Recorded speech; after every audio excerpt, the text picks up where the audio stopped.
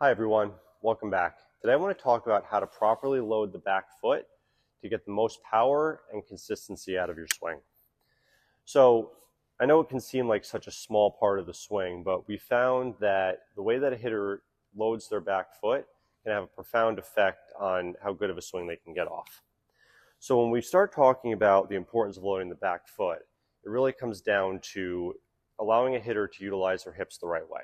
So I think everybody knows how important the hips are in the swing. But in order to get the hips in the right position, we need to load the back foot properly. So let's first start talking about the motions that we want to see from the back hip when we load.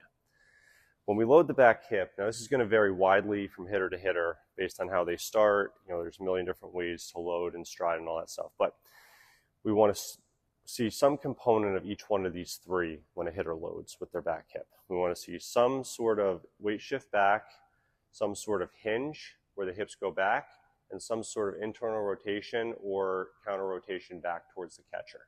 This is going to be what engages those really big, strong muscles of the lower body for us to get the most power out of our swing. So when we talk about loading the back foot, the simplest cue that we use with hitters is to feel your whole foot gripping the ground.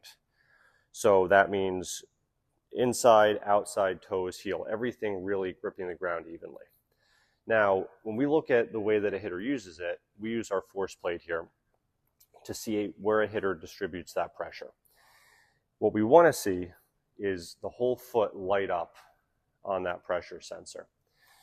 Now, if we're going to go into details about it, most hitters who utilize the back side of their legs, those glutes and the hamstrings, are going to shift a little bit more of that pressure towards their heel.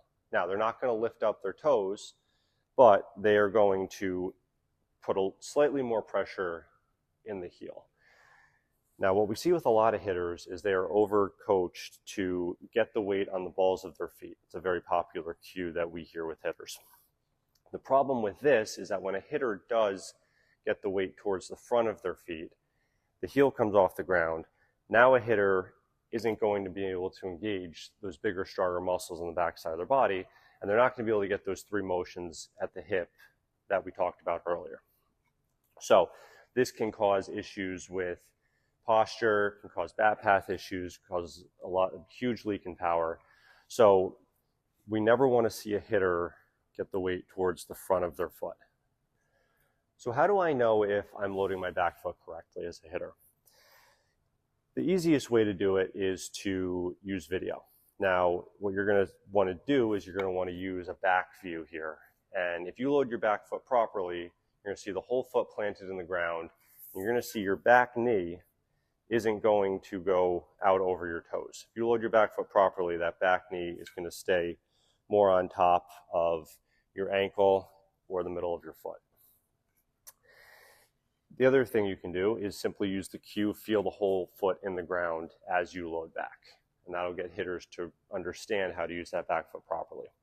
The last thing that we like to have hitters do, very simple exercise, is to use some sort of tool to get them to push into the ground with that whole foot. So here we have a small piece of foam, put it under the middle of the foot so you get that awareness of the whole foot being in the ground, and have hitters, as they load back, push that into the ground, and that's going to be what allows them to grip the ground with their whole foot.